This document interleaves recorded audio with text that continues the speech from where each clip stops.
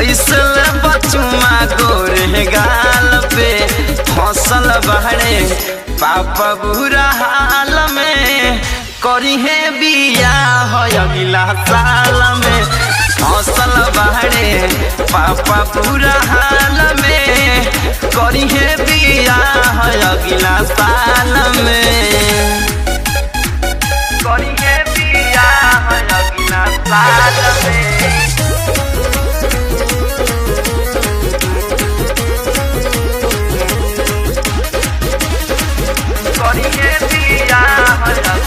साल में ना बाजी बाजा मोरे राजा खाए के मिली ना लड्डू और खाजा लड्डू और खाजा ना बाजी बाजा मोरे राजा खाए के मिली ना लड्डू और खाजा बीमारी के घर बा कोरोना के डर बा बीमारी के घर बा कोरोना के डर बा केहू नहीं आई मर जहाल में फसल बहरे पापा बुरा हाल में करी है बिया हो अगला साल में फसल बहरे पापा पूरा हाल में करी है बिया हो अगला साल में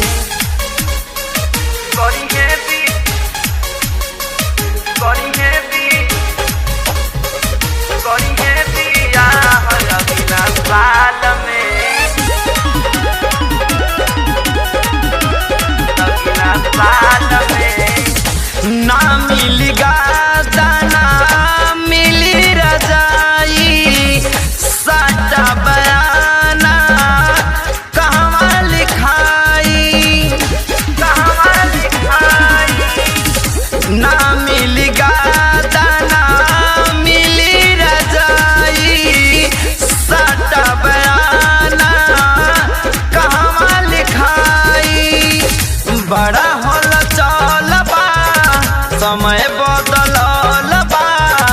बड़ा होल चल बा समय बदलल बा कैसे घूमब नैनीताल में फसल बाड़े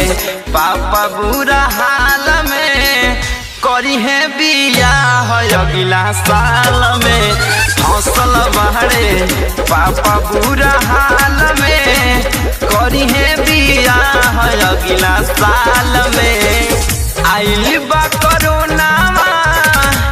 ए मोरे सोनावा आइल बा कोरोनावा ए मोरे सोनावा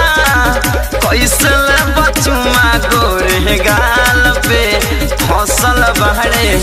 पापा बुरा हाल में करी है बिया हो अगला साल में फसल बहरे पापा पूरा हाल में करी है बिया अगला साल में जाए सर करुणा तहरे चलते हमार बियाह ना भइल।